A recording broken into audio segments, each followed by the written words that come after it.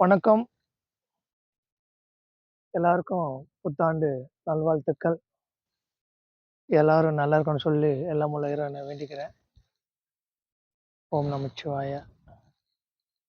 இப்ப நம்ம ஒரு தேவதைய பத்தி பார்ப்போம். ஏன்னா, மாந்திரீக துறையில என்னதான் நீங்க மந்திர பிரயோக வேலைகள் சிறப்பா செஞ்சாலும்,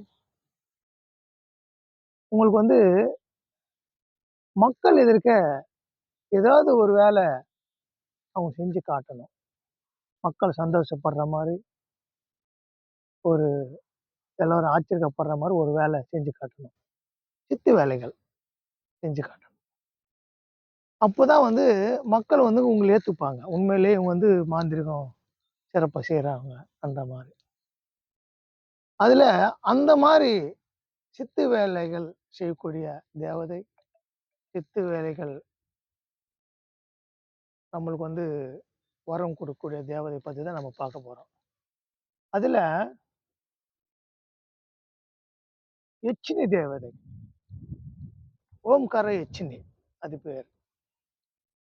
அந்த எச்சினி தேவதை பார்த்தீங்கன்னா, அற்புதமான சக்திங்க. அற்புதமான சக்தி. இந்த தேவதைய எப்படி வணங்கணும்? எப்படி வணங்குனா அந்த சித்திகள் குடுக்கும்? அந்த சித்து வேலைகள் மக்கள் எதிர்க்க செஞ்சு காட்டலாம். அன்றத பத்தி நம்ம பேசுறோம். இப்போ எச்சினி தேவதையோட ஓம்கார எச்சினி தேவதையோட ஒரு எந்திரத்த நம்ம வரைஞ்சுக்கணும். அதுல பஞ்சாட்சரத்துல இருக்கு. 51 அட்சரத்துல அந்த எந்திரம் இருக்கு. அது உங்களுக்கு தேவைப்பட்டா நான் தரேன். நீங்க WhatsApp மூலமா கேளுங்க. இப்போ அந்த மாரி எந்திரத்த நீங்க தரையில வரைஞ்சுக்கணும். கோல மாவு போட்டோ, இல்லன்னா ஆ அரிசி மாவு போட்டு நீங்க வரைஞ்சுக்கலாம். இல்ல சாக் பீஸ்ல கூட வரையலாம். தப்பில்ல. வரைஞ்சிட்டு அதுல எழுத்துக்கள் எல்லாம் அடைச்சிட்டு, அதுக்கு நேர் பகுதியா கீழ் பகுதியில நம்ம ஓமகுண்டலம் ரெடி பண்ணி, அங்க ஓம்கார யக்ஷினியோட மந்திரத்த நம்ம ஓமமா வளர்க்கணும். அந்த ஓம குண்டலத்துல அந்த அம்மாவுக்கு அதாவது அந்த மந்திர புஷ்பங்கள் நம்ம சமர்ப்பிக்கணும். அதுல ஆலமர குச்சிகள் எடுத்துன்னு அதுல ஓமம் வளர்க்கணும். அந்த வளர்க்கும்போது சில மூலிகை இருக்கு. என்ன மாரி மூலிகை? சஞ்சீவி மூலிகை இருக்கு. ஒரு மனிதன் வாழ்க்கைக்கு தேவைப்படுகின்ற அபூர்வம் வாழ்ந்த சஞ்சீவி மூலிகைகள் இருக்கு. அது உங்களுக்கு என்ன தேவையோ தெரியுதுங்களா? உங்களுக்கு ஏதோ ஒரு சஞ்சீவி மூலிகை தேவைன்றது உங்களுக்கு இருந்துச்சுன்னா, அந்த சஞ்சீவி மூலிகையோட பேரு, இன்னைக்கு என்ன வேலைக்கு பயன்படுத்த போறீங்கன்றதெல்லாம் எழுதி, நீங்க எச்சினம்ம எந்திரம் இருக்குல்ல, அந்த எந்திரத்துல வெத்தல பாக்கு பழம் வச்சு, தட்சணை வச்சு, அந்த இடத்துல நீங்க எழுதின சீட்ட அங்க வச்சிடணும். வச்சுட்டு செவ்வாழை பூ, அவுள் கடல் பொறி, வெல்லம், இது கல்கண்டு அது வைக்கலாம். அதுக்கப்புறம் பார்த்தீங்கன்னு சொன்னா, உங்களுக்கு தேனு, செவ்வாழை பழம், பாலு, கல்கண்டு, அப்படி இல்லன்னா உங்களுக்கு ஆ பனவெல்லம். இதெல்லாம் ஒண்ணு பிசைஞ்சு, அங்க அந்த அம்மாவுக்கு ஒரு சின்ன படையலா வைக்கணும். தயிர் சாதம், மாதுளம்பழம் கலந்து வைக்கணும். பச்சை பால் கிளாஸ்ல வைக்கணும்.